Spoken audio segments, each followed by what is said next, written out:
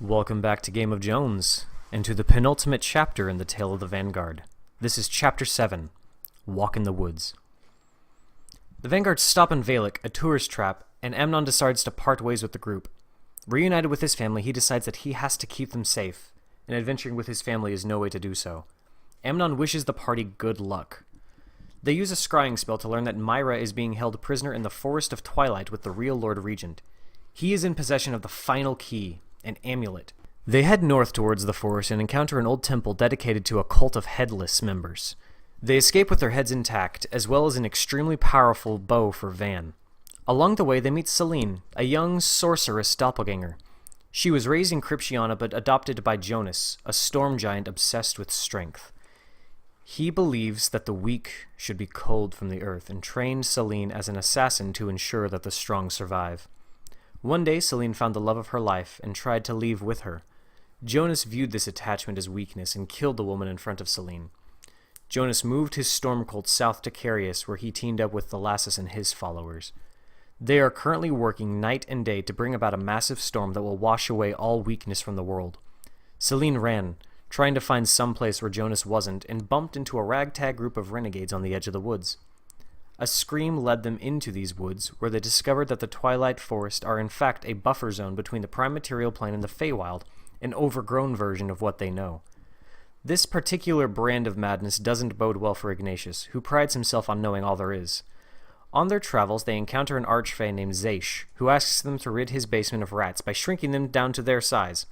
His pet pseudo-dragon attacks them as well, but they manage to scare him away. They discover the spirit of Steve, the hamster, leading these rats and convince him to move his people away. Zaish is pleased with their efforts, so he agrees to teleport the group away to the edge of the Feywild if they will simply convince someone to choose him as a patron. Selene tries to bargain her way out of this, but Zaish is firm. Archfey are vindictive bargain makers and must enforce their nature. They pass through a tree village of giants who had the misfortune of getting caught in the trees while growing and being too scared to descend, as well as a silver dragon, who turns out to be an illusion cast by a small fairy dragon. The real Lord Regent is being held by the Wild Hunt, a host of spectral riders who roam the plains, recruiting and hunting powerful entities. Among their number is Van's father Nav, whom they encounter and negotiate a trade. The Lord Regent for stopping the plans of Lilith, a powerful archfey who has been expanding the boundaries of the Feywild through the Twilight Forest. In a matter of years, the material plane will be completely absorbed by it. The Vanguard agree and head towards her city. They make their way to the floating city of Fractus, built on a rock chained to the steep edge of the elemental plane of air. As they make their way up to the scholarly city, they run into a satyr obsessed with erotic fiction and find Lilith's lair at the top of the university library. She isn't a villain, however, and has simply been running experiments on the interactions of the planes. She has no moral code and simply experiments. She agrees to halt the spread if they can track down her assistant. Selene decides that she doesn't really want to track him down, however, and morphs into him, convincing the archfey that he is well, and they escape before she can learn of their deception.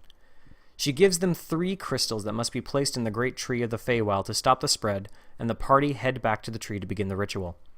The guardian spirit, a Leshen, attacks them, but the party fixes the tree and the planes revert back to their normal state. Nav comes through with the Lord Regent as well as Myra and her friend, and satisfied that things are looking up for the first